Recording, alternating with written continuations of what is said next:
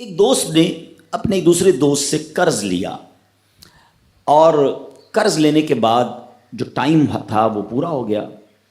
اب پیسے اس نے نہیں لوٹائے. بڑی کوشش کی اس نے کہ بھائی میری رقم واپس دے دیں, اس نے نہیں دیا. اب وہ یہ کیس لے کر عدالت میں چلا گیا اور جج صاحب سے جا کر اس نے کہا کہ اس نے میرے پیسے دینے اور یہ میری رقم نہیں لوٹا رہا. تو جج صاحب نے کہا کہ تمہارے پاس 30 دن ہیں, ودن 30 days تم نے اس کے پیسے واپس لوٹانے ہیں, ورنہ پھر تمہارے خلاف فیصلہ ہو جائے گا. تو وہ شخص گھر گیا. اب اس نے کیا کیا, اس نے صبح سے لے کر شام تک درود پاک پڑھنا شروع کر دیے. 1 دن 2 دن 3 دن 27 دن ہو گئے. وہ درود پڑھتا رہا اور انتظار کرتا رہا. پیسے تو تھے نہیں, 30ویں دن عدالت میں پیش ہونا تھا. 27 دن گزر گئے, 28ویں رات آ گئی. خواب میں اس کو کسی نے آواز دی کہ گھبراؤ نہیں, تمہارا قرض ادا ہو جائے گا. اگلے دن پھر درود پاک پڑھتا رہا. اب نبی پاک کی خواب میں زیارت ہوئی. آقا علیہ الصلوۃ والسلام تشریف لائے, فرمائے گھبراؤ نہیں, تمہارا قرض ادا ہو جائے گا. تم علی بن عیسیٰ وزیر کے پاس جاؤ اور اس سے کہو وہ تمہارا قرض ادا کر دے گا. اب جب صبح اٹھا تو بہت خوش کہ نبی پاک کی زیارت مجھے ہو گئی. لیکن پھر خیال آیا کہ میں اگر وزیر صاحب کے پاس گیا اور انہوں نے مجھ سے کوئی ایویڈنس مانگ لیا, کوئی پروف مانگا, کہ میں کیسے مان لوں تمہیں نبی پاک نے بھیجا ہے, تو اس بات پر تو میرے پاس کوئی دلیل نہیں ہے. اب 30ویں رات آ گئی, آخری رات ہے, صبح عدالت میں جانا ہے. درود پاک پڑھتے پڑھتے سو گیا. سرور کائنات علیہ الصلوۃ والسلام نے خواب میں پھر کرم فرمایا. فرمایا علی بن عیسیٰ وزیر کے پاس جاؤ, وہ تمہارا قرض ادا کر دے گا. کہ حضور میں چلا تو جاتا, مگر اگر وہ مجھ سے یہ کوئی پروف مانگتا, کوئی ایویڈنس مانگتا, تو میں کیا جواب دیتا. پیارے آقا علیہ الصلوۃ والسلام نے فرمایا کہ ایسا کرو, اسے یہ کہنا کہ آپ کا ایک راز ہے جو آپ جانتے ہیں اور رب جانتا ہے, اور وہ راز یہ ہے کہ آپ روزانہ فجر کے بعد 5000 بار درود پاک پڑھتے ہیں, اور جب تک درود پاک مکمل نہیں ہوتے آپ کسی سے بات نہیں کرتے. اب جب صبح اٹھا تو بہت مطمئن کہ اب تو دلیل بھی آ گئی ہے. پہنچ گیا صبح علی بن عیسیٰ وزیر کے پاس. اس کا دربار لگا ہوا ہے.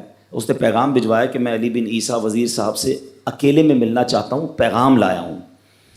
درباری نے آ کر پوچھا, وزیر صاحب پوچھ رہے ہیں کس کا پیغام لائے ہو؟ کہا میں نبی پاک علیہ الصلوۃ والسلام کا پیغام لایا ہوں. فوراً وزیر صاحب نے بلا لیا. کہا فرمائیے. کہا مجھے میرے آقا علیہ الصلوۃ والسلام نے کہا ہے کہ آپ میرا قرض ادا کر دیں. میں 3000 دینار کا مقروض ہوں. Today is the last day in the court. آج مجھے کورٹ میں پیش ہونا ہے. اگر آج میں نے اپنا قرض ادا نہ کیا تو مجھے جو ہے وہ سزا ہو سکتی ہے. علی بن عیسیٰ کہتا ہے میں بالکل آپ کا قرض تو ادا کر سکتا ہوں, مگر مجھے کیسے پتہ چلے, کوئی دلیل ہے, کوئی پروف ہے کہ آپ کو نبی پاک علیہ الصلوۃ والسلام نے بھیجا ہے؟ کہتا ہے ہاں, خالی ہاتھ نہیں آیا, آقا نے دلیل بھی عطا فرمائی ہے.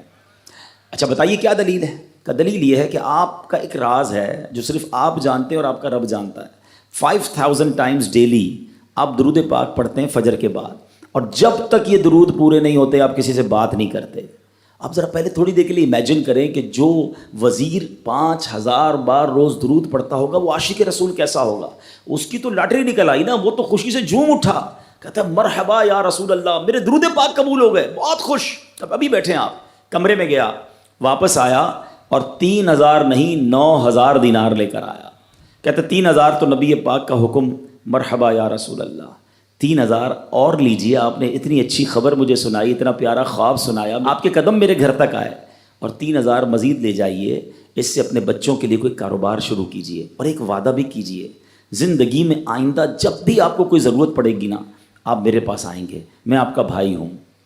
اب یہ دیوانہ بڑا خوش ہو کر عدالت پہنچا. اچھا everybody expecting over there, سب یہ سوچ رہے تھے کہ یہ اس نے آج گرفتار ہی ہونا ہے, کیونکہ تھا ہی کچھ نہیں اس کے پاس, پہلے ہی کہہ دیا تھا کہ میں کولیپس ہو گیا ہوں. اب عدالت میں جاتے ہی اس نے 3000 دینار جج صاحب کو دے دیے کہ صاحب اس کا میرا قرضہ ادا کر دیں, میں جو ہے وہ اپنے قرضے سے بری ہونا چاہتا ہوں. جج صاحب ہوتے ہیں, انہوں نے کہا قرضہ تو ادا کر دیں گے, پہلے بتاؤ پیسے لائے کدھر سے ہو؟ تم تو کہتے تھے پیسے نہیں تھے تمہارے پاس, اتنی بڑی رقم کیسے انتظام کی؟